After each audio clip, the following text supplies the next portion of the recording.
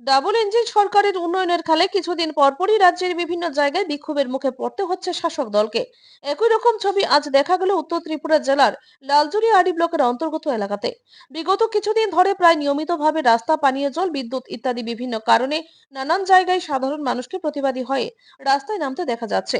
একই রকম ভাবে আজ উত্তর ত্রিপুরা জেলার লালজুরি আডি ব্লকের অন্তর্গত মাকুমছড়া এডিসি ভিলেজ এলাকার একাংশ সাধারণ মানুষ সংশ্লিষ্ট এলাকার বেহাল রাস্তা, অনিয়মিত বিদ্যুৎ সহ পর্যাপ্ত পরিমাণের পানীয় জলের দাবিতে সরব হয়েছেন।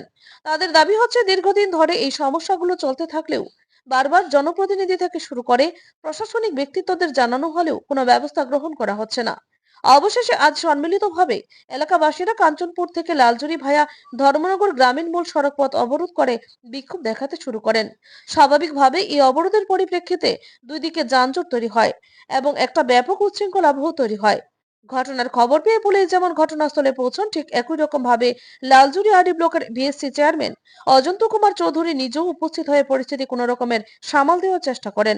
তবে একদিকে আজকের এই বিক্ষোভ স্থল থেকে সরকারের বিরুদ্ধে যেমন সাধারণ মানুষকে স্লোগান তুলতে দেখা গেছে, ঠিক একই রকম ভাবে স্থানীয় মন্ত্রী তথা ত্রিপুরা সরকারের শিল্প এবং বাণিজ্য দপ্তরের মন্ত্রী দায়িত্বপ্রাপ্ত শান্তনা চাকমার বিরুদ্ধে ক্ষোভ প্রকাশ করতে দেখা গেছে সাধারণ মানুষকে। Bureau report, Tripura news Bangla.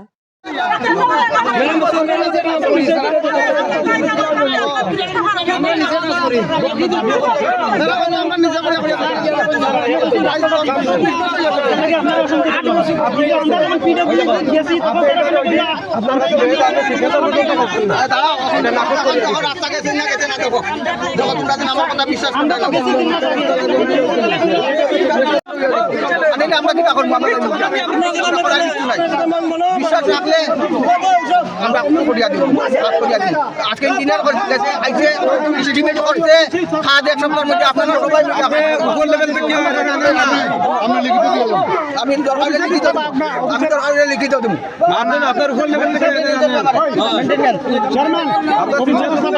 আপনারা